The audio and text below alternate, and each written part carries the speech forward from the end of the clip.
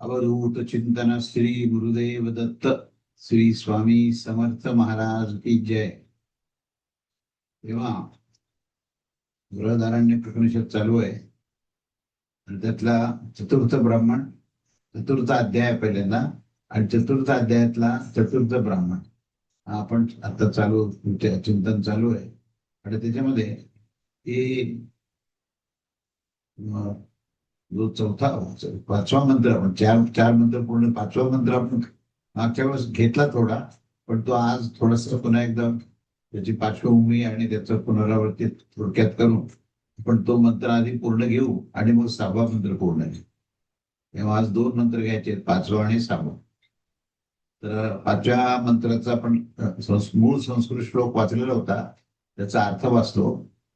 तर तो अर्थ असा आहे की तो हा जो जीवात्मा आहे तो खऱ्या अर्थाने ब्रह्मच आहे, हे पहिलं विधान आहे. आणि हा जीवात्मा हा जो आहे तो विज्ञानमय आहे, मनोमय आहे, प्राणमय आहे, चक्षुर्मय आहे, श्रोत्रमय आहे, पृथ्वीमय आहे, जलमय आहे, वायुमय आहे, आकाशमय आहे, तेजोमय आहे, अतेजोमय आहे, काममय आहे, अकाममय आहे, क्रोधमय आहे, अक्रोधमय आहे, धर्ममय आहे, अधर्ममय आहे आणि सर्वमय आहे. जे काही इदममय प्रत्यक्ष आणि अधोमय म्हणजे परोक्ष असं जे असतं ते सर्व काही तोच आहे. तो जसे करणारा आहे तसे आचरण करणारा आहे. हे शुद्ध आत्मतत्वाचं हे वर्णन असतं. तर तो तसाच हा नेहमी होऊन जात असतो. शुभ कर्म करणारा शुभ होऊन जात असतो आणि पाप कर्म करणारा पापी होऊन जात असतो. पुरुष जो आहे तो पुण्यकर्माने पुण्यात्मा होतो आणि पापकर्माने पुरुष जो आहे तो पापी होतो. कोणी कोणी असं म्हणतात की हा जो पुरुष आहे तो मुळातूनच काममयच होत असतो. तो जसा काममय म्हणजे कामनावाला होत असतो, तसाच तो संकल्प करत असतो, तसेच तो कर्म करत असतो, तसेच फल प्राप्त करत असतो. असे हा मंत्राचा अशा अर्थ असा आहे. त्याच्या पुढचा भाग मी सांगतो. पुढचा भाग आता यांचा जो आशय आहे तो काय ते आपण बघूया. की तो जो जीवात्मा, तो आत्मा अशा प्रकारचा संसारित होऊन हा संसारामध्ये तो कार्यरत असून तो इहलोक आणि परलोकामध्ये या संसारा म्हणजे त्या कामनेच्या कारणाने गमनागमन करत असतो. तो खऱ्या अर्थाने तर त्याच्या मूळ स्वरूपामध्ये तो परब्रह्मच आहे, जो की क्षुधा, पिपासा इत्यादी धर्माच्या पलीकडे आहे. तो विज्ञानमय आहे. विज्ञानमय जे सांगितलेलं आहे ते विज्ञान हे बुद्धितत्वाला म्हटलेले आहे आणि त्यानेच तो, तेव्हा तो विज्ञानमय म्हणजे विज्ञान म्हणजे बुद्धीला म्हटलंय आणि त्यानेच तो उपलक्षित होणारा अर्थात तो तन्मय होणारा देखील तोच आहे.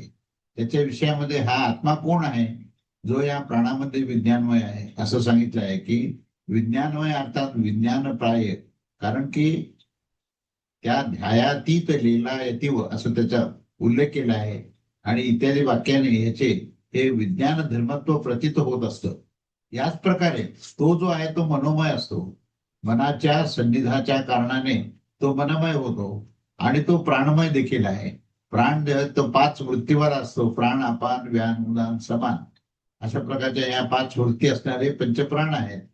तन्मय तोच असतो ज्याचे की तो चेतना चालताना पाहिला जात असतो आणि रूपदर्शनाच्या वेळी तो चक्षुर्मय असतो व शब्द ऐकण्याच्या वेळी तो श्रोत्रमय असतो. अशा प्रकारे त्या इंद्रियाच्या व्यापाराचा जो प्रादुर्भाव होण्यावर तो तद्रूप होऊन जात असतो. अशा प्रकारे बुद्धी आणि प्राणाच्या द्वारे तो चक्षु आणि इत्यादी या इंद्रियमय होऊन तो शरीर आरंभक पृथ्वी आदी भूतमय होऊन जात असतो. त्या समयी त्या पार्थिव शरीराचा आरंभ होण्याच्या तो पृथ्वीमय होत असतो आणि वरुणादी लोकांमध्ये तो जलीय अर्थात तो आरंभ होण्यावर जलमय होत असतो.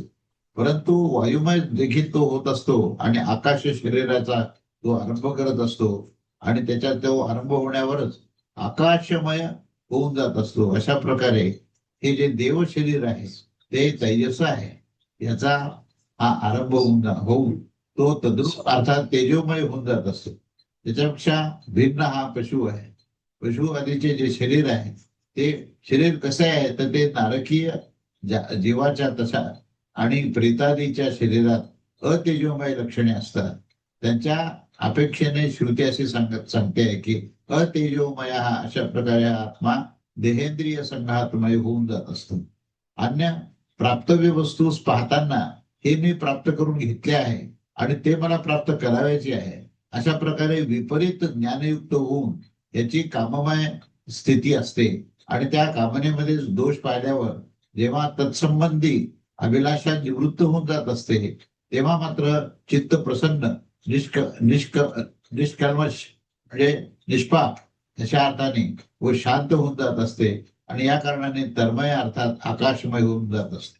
अशा प्रकारे कोणत्याद्वारे त्या कामनांचा विघात होण्यावर ते कामक्रोधरूप परिणित होऊन जात असतो आणि या कारणाने तद्रूप होऊन तो क्रोधमय होऊन जात असतो. तो क्रोध जेव्हा कोणातरी उपायाने निवृत्त होऊन जात असतो तेव्हा मात्र चित्त हे प्रसन्न आणि अनुकूल होण्यास त्यास अक्रोध म्हटलं जात आहे. त्याच्या त्याच्या या कारणानेच तो अक्रोधमय सुद्धा होऊन जात असतो. अशा प्रकारे काम क्रोध आणि अकाम अक्रोध या कारणाने तन्मय होऊन तो धर्ममय आणि अधर्ममय देखील होऊन जात असतो. कारण की कामक्रोधाधिकाच्या शिवाय धर्मादीची जी प्रवृत्ती असते ती सुद्धा कामक्रोधाच्या वातावरणात ती संभवत नसते. जीव जे जे कर्म करत असतो ते कामाचीच पराकाष्ठा आहे आणि ह्या स्मृतीने देखील असं सिद्ध होत असतं. धर्ममय आणि अधर्ममय होऊन तो सर्गमय होऊन जात असतो आणि जेवढे काही व्याकृत असते म्हणजे व्यक्त असते ते सर्व धर्म अधर्माचेच फल आहे. त्यास प्राप्त करणारा देखील तन्मय होऊन जात असतो. अधिक काय सांगायचे याच्याविषयी ही गोष्ट सिद्धच आहे की हे इदममय गर्ह्यमान विषयादिमय अशा प्रकारचे असतात आणि त्यामुळे अधोमय देखील आहे. अधः या पदाने ग्रहमान कार्यापेक्षा भिन्न परोक्ष वस्तूचा निर्देश होत असतो. अंतःकरणामध्ये अनंत भावना विशेष असते आणि त्याची विशेष रूपाने निर्देश केला जाऊ शकत नाही. वेळोवेळेच्या नुसार त्याच्या या कार्यानेच हे समजून येत असते की ह्या हृदयामध्ये ही भावना असते तर त्याच्या हृदयामध्ये ती भावना असतेच. त्या ग्राह्यमान केल्या कार्याने याचे इदम रूपाने निर्देश केला जाऊ शकतो. त्यामुळे जो काही अंतःकरणामध्ये विचार स्थित असतो तो परोक्ष व्यवहार असतो. तो समय जो आहे तो अधोमय असतो. म्हणजे जो परोक्ष म्हणजे आपल्या डोळ्याला न दिसणारा पलीकडचा असा तो व्यवहार आहे. तर तो अंतःकरणाच्या भावनेप्रमाणे तो येत असतो. संक्षिप्ताने सांगायचे झाले तर ज्याचे जसे करणे आणि आचरणात आणण्याचा जसा स्वभाव असतो तो यथाकारी म्हणजे यथाचारी होऊन जात असतो आणि तो यथाकारी म्हणजे जसे करणारा असतो तशाच प्रकारचा तो होऊन जात असतो. विधी आणि प्रतिषेधाने ज्ञात होणारे जी नियत क्रिया असते त्याचे नाव करणे आहे आणि अनियत आचरणाचे नाम आचरणामध्ये आणणे आहे असा दोघांचा भेद आहे. साधू करणारा साधूच होत असतो हे यथाकारी या पदाचे विशेषण आहे. तेव्हा यथाकारी आणि यथाचारी या पदामध्ये णिणी या ताच्छल्य प्रत्ययास ग्रहण केले गेले आहे. या कारणाने कर्मात अत्यंत परायण होण्याचा स्वभावच हा तन्मयतेकडे घेऊन जातो. केवळ त्या कर्ममात्राने तन्मयता होत नसते अशी शंका करून श्रुती सांगते की पुण्यकर्माने पुरुष पुण्यवान होऊन जात असतो आणि पापकर्माने तो पापी होऊन जात असतो. अर्थात पुण्य पाप रूप कर्मानेच पुरुष हा तन्मयता प्राप्त करून घेत असतो. त्यास तशा स्वभावाचा होण्याच्या कारण अपेक्षेने तो राहत नसतो. ताच्छल्य म्हणजे तो तसा स्वभाव होण्यावर तर तन्मयतेची अधिकता होऊन जात असते. इतकेच त्याचं ते अंतर आहे. तेव्हा या स्थितीमध्ये कामक्रोधादी पूर्वक पुण्य अथवा अपुण्याचे आचरण करणेच हे जीवाचे सर्वमयत्वाचा हेतू आहे आणि त्याच्या या संसाराचे तेच कारण आहे. आणि एका देहापासून दुसऱ्या देहात ग्रहण करत असतात म्हणून पुण्य आणि पाप संसाराचे कारण आहे. या विषयामध्ये विधी आणि प्रतिषेध होत असतो आणि हे शास्त्राची सफलता आहे. इथे दुसरे बद्धमोक्ष कुशल पुरुष सांगत आहेत की हे ठीक आहे आणि कामादीपूर्वक पुण्य आणि पाप जर शरीर ग्रहण करण्याचे कारण आहे तर देखील कामनेने प्रेरित झालेला पुरुष जो आहे तो पुण्य पापरूपी कर्माचा संग्रह करत असतो. कामनेचा नाश होण्यावर तर विद्यमान कर्म देखील पुण्य पापाची वृद्धी करणारा होत नाहीच.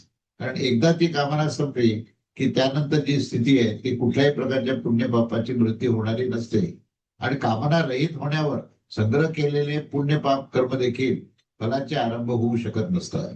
म्हणजे तो पूर्णपणे कामनेपासून तो निष्काम भावात गेला एकदा की जरी संग्रहामध्ये पुण्य आणि पाप असलं तरी त्याच्यापासून तो अलिप्त होतो. आणि म्हणूनच कामनाच हे सर्व संसाराचे मूळ आहे. असेच हे अथर्वण श्रुतीमध्ये देखील सांगितले आहे की जो पुत्र हा पशु आणि कामनाचे सर्वश्रेष्ठ मानताना त्याची इच्छा करत असतो तो त्या कामनेच्या कारणाने त्या स्थानामध्ये जन्म घेत असतो. आणि म्हणून हा पुरुष जो आहे तो काममयच आहे. याचे जे आज्ञमयात्व जे काही आहे ते विद्यमान राहताना देखील याच्या सर्वमयत्वाचे कारण नसते. याने श्रुतीने निश्चय केलेला आहे की तो हा काममयच आहे. कारण की हा काममय होऊन जशी कामनेने युक्त अर्थात यथाकाम होत असतो म्हणजे तो तत्क्रतू होत असतो.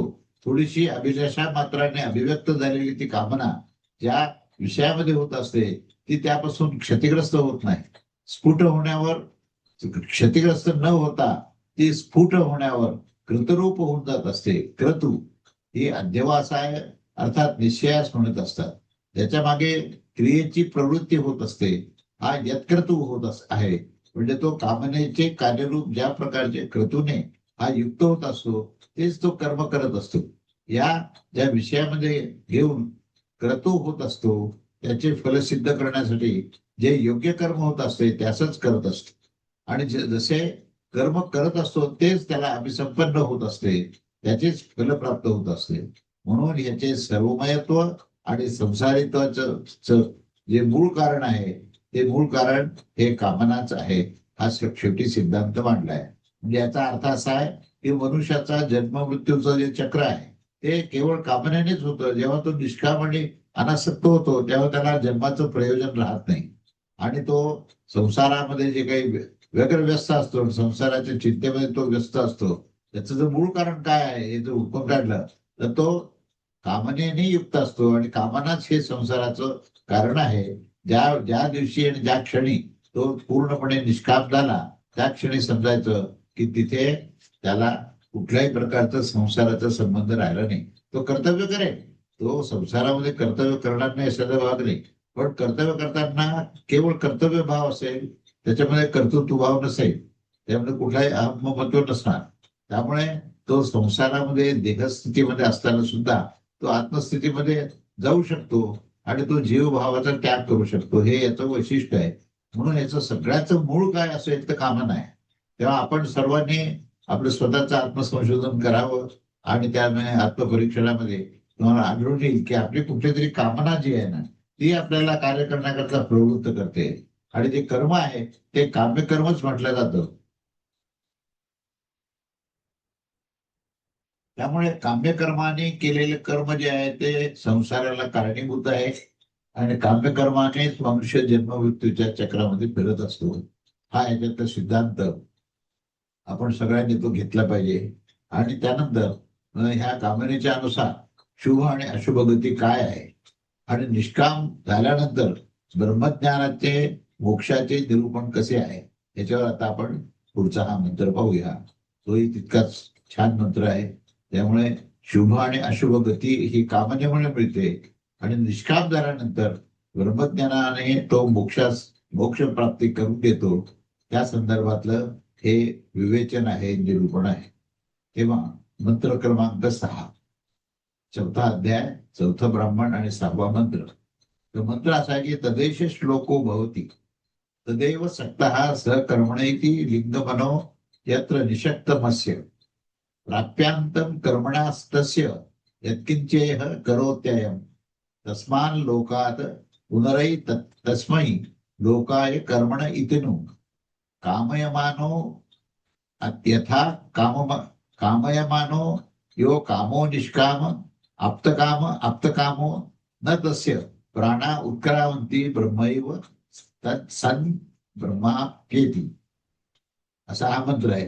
आता ती जी स्थिती आहे ती या मंत्रात वर्णन केलेली की जेव्हा तो निष्काम होतो, अनासक्त होतो, तेव्हा तो ब्रह्मस्थितीमध्ये जातो आणि तो मुक्त स्थितीमध्ये कसा असतो याचं हे अतिशय सुंदर वर्णन आहे.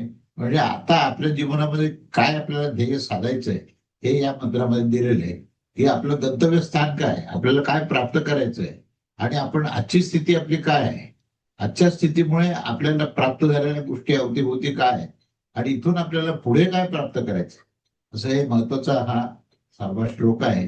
तेव्हा आपण त्याचा पहिल्यांदा मंत्राचा अर्थ पाहू. काय मंत्राचा अर्थ असा आहे की या हाच विषय आपण चालू आहे त्या संदर्भात हा मंत्र आहे.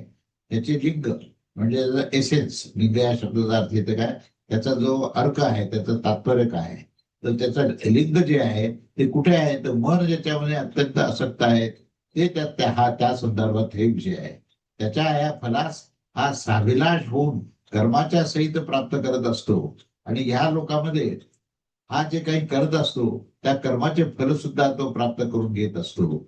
आणि त्या लोकांकडून कर्म पुन्हा करण्यासाठी पुन्हा त्या लोकात जातो, म्हणजे परलोकात जातो. आणि आवश्यक कामना जी आहे ती कामना करणारा पुरुषच असे हे करत असतो. आणि तिथे मूलभूत गोष्ट काय असेल तर ती कामना आहे. आणि कामनामुळे गमनागमन म्हणजे गमन होतं आणि पुनरागमन होतं. तेव्हा गमनागमनाची जी प्रक्रिया आहे जीवाची आणि पुन्हा पुन्हा नवीन नवीन देह धारण करण्याची जी प्रक्रिया आहे त्याचं मूळ कारण काय असेल तर ती कामना आहे. त्या कामनेमुळे त्याला पुन्हा एकदा या लोकातून त्या लोकात आणि त्या लोकातून या लोकात हे येणं जाणं करावं लागतं. तेव्हा कामना न करणारा जो पुरुष आहे त्याच्या संदर्भात आपण विचार करू. तर या विषयात असं सांगतो की जो अकाम आहे, जो निष्काम आहे, जो आप्तकाम आहे, जो आत्मकाम आहे, त्या संदर्भात त्याच्या प्राणाची उत्क्रमण होत नसते, तर तो ब्रह्मच होऊन राहत असतो, तो ब्रह्मालाच प्राप्त होत असतो. हे याचा आता इथे फार महत्वाचा मुद्दा सांगितला की त्याचं काय वैशिष्ट्य आहे की जो अकाम म्हणजे निष्काम आहे.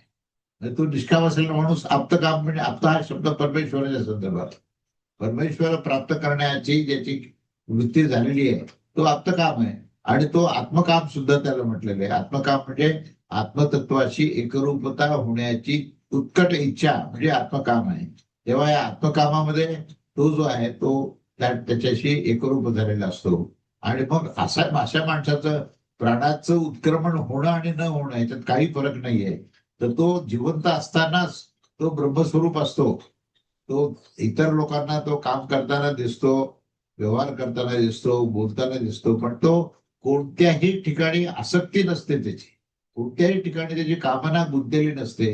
हेच ते ब्रह्मस्वरूपतेचं लक्षण आहे. आणि असा तो ब्रह्मस्वरूप जेव्हा झाला तेव्हा प्राण जाणं किंवा प्राण राहणं हे त्याच्या दृष्टीने कुठल्याही बाबतीमध्ये, मुक्तीच्या बाबतीमध्ये काहीही संदर्भ ठेवत नाही. तेव्हा तो जिवंत असतानाच तो ब्रह्मस्वरूप असतो, हे आपल्याला समजलं. असा या श्लोकाचा अर्थ आहे. आता आपण याचा आशय विस्ताराने पाहूया. तेव्हा आशय असा आहे की तत् या विषयामध्ये हा श्लोक आहे असं सुरुवातीला सांगितलंय. तेव्हा तदैवती त्यालाच जात आहोत आपण, सक्त आणि असक्त होऊन, अर्थात त्यामध्ये आपली जी अभिलाषा प्रगट करून कशा प्रकारे जात असतो तर कर्माच्या सहित, अर्थात ज्या कर्मास त्याने फलासक्त होऊन केले आहे त्या कर्मासहितच तो फलाच्या प्रती जात असतो. तो जाणारा कोण आहे, तर तो जाणारा जो आहे म्हणजे आता हा फार महत्वाचा प्रश्न विचारला त्याने की तो जाणारा कोण आहे, म्हणजे इच्छा कोणाला होते, आणि ज्याची कामना कोणाला होते तो कोण आहे, आणि तो जाणारा येणारा कोण आहे, तो ह्या जन्मातून त्या जन्मात जाणारा कोण आहे. तर तो लिंग हा शब्द वापरला म्हणजे मन, देह. लिंगदेह काय, लिंगदेहामध्ये काय अंतःकरण आणि दशेंद्रिय आहे. तेव्हा पंचज्ञानेंद्रिय, पंचकर्मेंद्रिय, मनबुद्धी चित्त अहंकार हा जो काय समूह आहे, हा समूह ज्याने धारण केला आहे तर तो कोण आहे, तर तो जीवात्मा आहे की ज्याने इच्छा धारण केलेली आहे. पहिल्यांदा कारण देहामध्ये सर्व इच्छा भरून आहेत अगदी, की मला हे पाहिजे, मला धन पाहिजे, मला अमुक पाहिजे, असं म्हणत म्हणत जो देह सोडतो तर त्याला काय माहिती का की त्याला कुठेतरी स्वर्गामध्ये स्थान मिळेल किंवा पुन्हा एकदा या भूलोकात स्थान मिळेल. पण त्याला ते धनप्राप्ती करता संधी मिळेल. जी इच्छा आहे त्याप्रमाणे, जी कामना आहे त्याप्रमाणे त्याला देह मिळेल आणि त्या देहाच्या अनुसार तो कर्म पुन्हा एकदा कर्म करत राहील. पण हे चक्र जे आहे ते न संपणारं चक्र आहे. तेव्हा हा जो लिंग जे आहे ते मन आणि मनाला धरून असलेलं अंतःकरण या सर्वांना धरूनच जे आहे त्याला लिंग असं शब्द म्हटलेला आहे. तेव्हा ह्याच्याद्वारे लिंगाचे गमन अगमन हे होत असत आणि अर्थातच ज्याच्या साक्षीने हे घडत असतं त्याच हे लिंग असं म्हणतात. या संसारिकाचे हे जे मन आहे त्याच्यामध्ये निश्चितच असा निश्चयपूर्वक सक्त, अर्थात उद्भूत अभिलाष आहे. म्हणजे या ठिकाणी तीव्र अशी इच्छा ज्या ठिकाणी असते त्याला सक्त किंवा असक्त असं म्हटलेलं आहे. तेव्हा ही आपली जी अभिलाषा आहे ती अभिलाषा त्या माध्यमातून प्रगट होत असते आणि त्या अभिलाषेने युक्त होऊनच त्याने ते कर्म केले होते. याने अर्थात या चित्ताच्या आसक्तीचे कारणच त्या कर्माचे फलाच्या प्राप्ती होऊन जात असते. आणि त्यांनी हे सिद्ध केलं आहे की कामच संसाराचे मूळ आहे, म्हणून ज्याची कामना निवृत्त होऊन गेली आहे त्या ब्रह्मवेत्याचे विद्यमान कर्म देखील वध्याच्या संतती होऊन, म्हणजे ज्याचा जेव्हा तो अनासक्त निष्काम होऊन जेव्हा कर्म करतो तो वध्याची संतती त्याला म्हटलेली, म्हणजे त्याच्यातून त्याला कुठल्याच प्रकारची फलाची प्राप्ती होत नाही, तर तो निष्फल असा असतो. तर या ठिकाणी त्याला स्वतःला काहीही त्याला पाहिजे नसतं, कुठल्याच प्रकारची अभिलाषा नसते, म्हणून तो निष्काम आहे. आणि ते कुठल्याही प्रकारचे कोणत्याही वस्तूमध्ये व्यक्तीमध्ये त्याची आसक्ती नसते, म्हणून तो अनासक्त आहे. तर निष्काम आणि अनासक्त स्थिती हीच ब्रह्मस्थिती आहे. आणि अशा ब्रह्मस्थितीमध्ये जेव्हा जीवात्मा पोचतो त्यावेळेस मात्र त्याला कुठल्याही प्रकारच्या कर्माचा फळ हे त्याच्याकरता मिळत नसतं, ते निष्फळ असतं. आणि तो कोणतेही फळांमध्ये आसक्तीच नसते तर फळ मिळेल कसं काय, अशी ती त्याची स्थिती आहे. मग ती काय की आप्तकाम असं त्याला म्हटलंय. म्हणजे आप्तकाम म्हणजे जो परमेश्वराच्या प्राप्तीची कामना करतो, ही कामना आहे. आता कामना बदलली, नाही तर वस्तूची कामना होती, व्यक्तीची मध्ये आसक्त होता, तो धनाची अपेक्षा होती, धनसंग्रहाची अपेक्षा होती, लौकिकतेची अपेक्षा होती. ही सगळी अपेक्षा जेव्हा संपून गेलेली आहे तेव्हा त्याचं चित्त कसं झालंय, शुद्ध झालंय. आणि त्या शुद्ध चित्तामध्ये काय येतं तर आप्तकाम म्हणजे ब्रह्म परमेश्वर प्राप्तीची उत्कट इच्छा, याला आप्तकाम म्हटलेलं आहे. तेव्हा अशा या आप्तकाम शुद्ध पुरुषाची सर्व कामना ही इथेच लीन होऊन जात असते. या श्रुतीने हेच सिद्ध केलेलं आहे. म्हणजे याचा जो गाभा आहे मुख्य, तो गाभा आपल्याला समजला पाहिजे की याचं पूर्ण विवेचन करण्याचा मतितार्थ काय आहे. मतितार्थ असा आहे की प्रपंचामध्ये राहू नये, तो संपूर्णपणे वैराग्य आणि विवेकाने तो जगत असतो. त्याला कुठल्याही कामनेमध्ये तो स्वतःला बांधून घेत नाही, तर तो मुक्त पुरुष असतो. संसारात असूनही मुक्त आहे.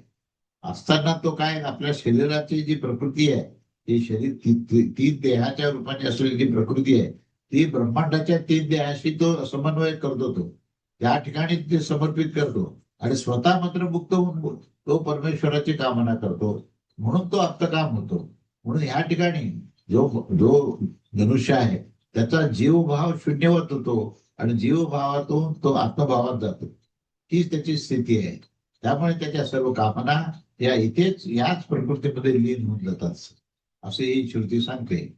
आणि मग कर्माच्या अंतास अर्थात जिथपर्यंत कर्माचा अंत म्हणजे अवसान होते तिथपर्यंतच त्यास ते प्राप्त करून तो भोगून म्हणजे कर्मफलाच्या परिसमाप्ती करून कोणत्या कर्माचा अंत प्राप्त करून घेतो हे दाखवले आहे.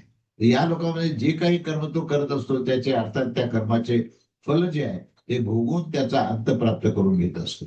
लोकांमध्ये येऊन जात असतो. हा लोकच हा कर्मप्रधान आहे. आणि यावर श्रुती सांगते की कर्मणे अर्थात पुन्हा कर्म करून फलासक्तीचे कारण पुन्हा परलोकात जात असतो. अशा प्रकारे जो कामना करणाराच असतो तो संसार बंधनास प्राप्त होतच असतो. कारण की कामना करणाराच अशा प्रकारे हा संसारित होत असतो. तो कधीही संसार बंधनात पुढे हे निष्काम झाल्यानंतर मात्र तो कधी संसार बंधनात पडणार नाही.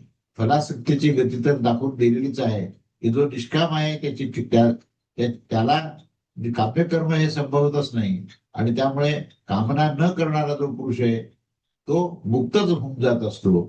म्हणून जीव कामना न करणारा कसा होऊ शकतो हा प्रश्न आहे आपल्यासमोर. आता हे सगळ्या विवेचनातून जो प्रश्न राहतो तर तो कामनेतून निष्काम भावात कसा जातो, आसक्तीतून अनासक्त कसा जातो, हा प्रश्न त्यांनी विचारला आहे. तर त्याच पुढे सांगताना म्हणतायत की जो अकाम होत असतो तोच कामना न करणारा होत असतो. अकामता कसा होत असतो तर त्यावर असं दाखवलं जात आहे की जो निष्काम अर्थात ज्याच्या कामना सर्व शून्यवत झालेला आहे तो पुरुष निष्काम म्हणलेला जात असतो. कामना कशा प्रकारे निघून जातात तर तो अर्थकाम होऊन जात असतो. म्हणजे जेव्हा परब्रह्म परमेश्वराच्या प्राप्तीची इच्छा तीव्रतेने होते तेव्हा इकडची कामना ही शून्यत होते. म्हणजे कामनेतून निष्काम भावाला जायचं असेल तर त्याच्यावरचा उपाय काय सांगितलाय? उपाय असा आहे की तुम्ही परमेश्वराचं नामस्मरण करा, तुम्ही तुमचं सर्वस्व परमेश्वराला अर्पण करा. आता म्हणा हे सगळं जे काही तुझंच आहे, माझं असं काहीच नाहीये, फक्त मला तू तुझ्याजवळ घे आणि तुझं माझंच फक्त नातं राहो. बाकी संसारामध्ये माझी आसक्ती संपव, कर्तव्य नाही संपवायचं. परत एकदा लक्षात घ्यायला पाहिजे. ही फार त्यामध्ये पातळ असा पडदा आहे की ज्याच्यामुळे आपल्याला लक्षात येत नाही की कामना आणि निष्काम भाव म्हणजे नेमकं काय. निष्काम भाव म्हणजे संसार सोडून हिमालयात जायचं नव्हे, तर निष्काम भाव म्हणजे तुमचं कर्तव्य करताना तुम्हाला ह्याच्यामध्ये आसक्त व्हायचं नाही. याच्यामध्ये आपल्याला काहीतरी व्यक्तिगत काही कामना आपल्याला तृप्त करण्याकरता व्हायचं नाही, हे आपल्याला समजणं हे अतिशय आवश्यक आहे.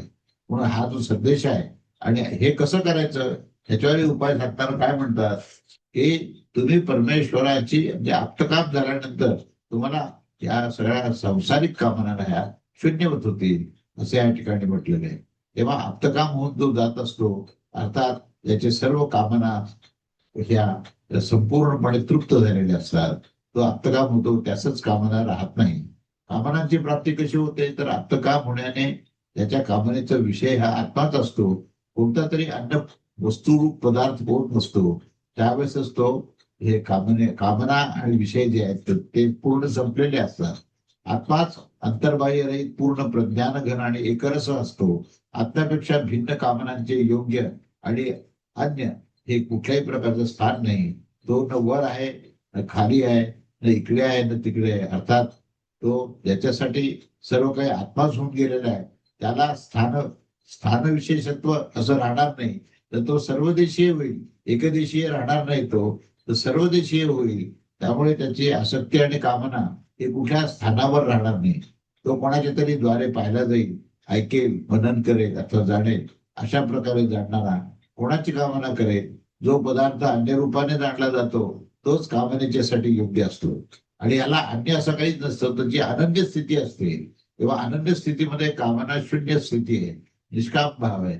ही परमेश्वराशी एकरूपता झाल्यानंतर सिद्ध झालेली स्थिती आहे. म्हणून उपाय त्यांनी एकमेव सांगितलाय, म्हणजे परब्रह्म परमेश्वराशी एकरूप व्हा.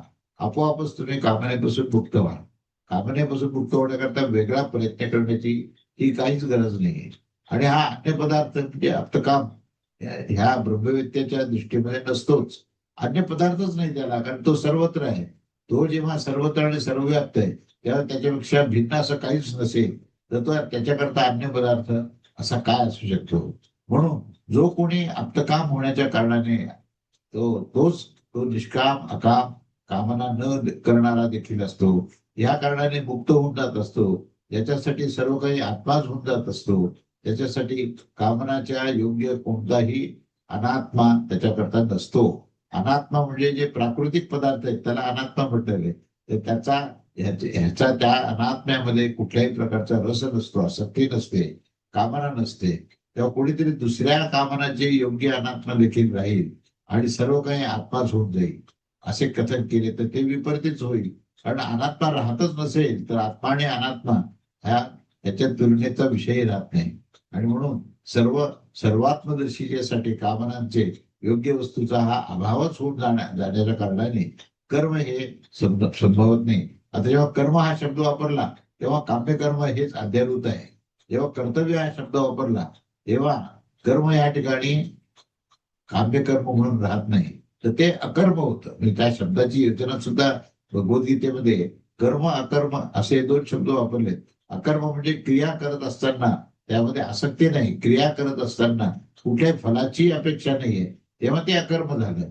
तेव्हा जे लोक या प्रत्यवाच्या निवृत्तीसाठी ब्रह्मवेत्याच्या देखील कल्पना करत असतात त्यांच्यासाठी सर्व काही आत्मा होऊ शकत नाही, कारण ते जीवभावात असतात. कारण की प्रत्यवाय तर आत्म्यापेक्षा भिन्न अशी कोणती अन्य त्यागण्यास असा काही पदार्थ योग्यच मानला गेला आहे की ब्रह्मवेत्ता तर आम्ही त्यास म्हणत आहोत की ज्यांनी आत्म्यास क्षुधादीने अतीत म्हणजे भूतकाळात आणि प्रत्ययाने असंबद्ध जाणला जात असतो, हे सर्वदा क्षुधादीच्या अतीत आत्म्यासच पाहत असतात. कारण की जो आत्म्यापेक्षा भिन्न कोणत्या तरी हेय अथवा उपदेश वस्तूस पाहत नाही, त्याने कर्माचा संबंध होणे हे यत्किंचितही संभव होत नाही.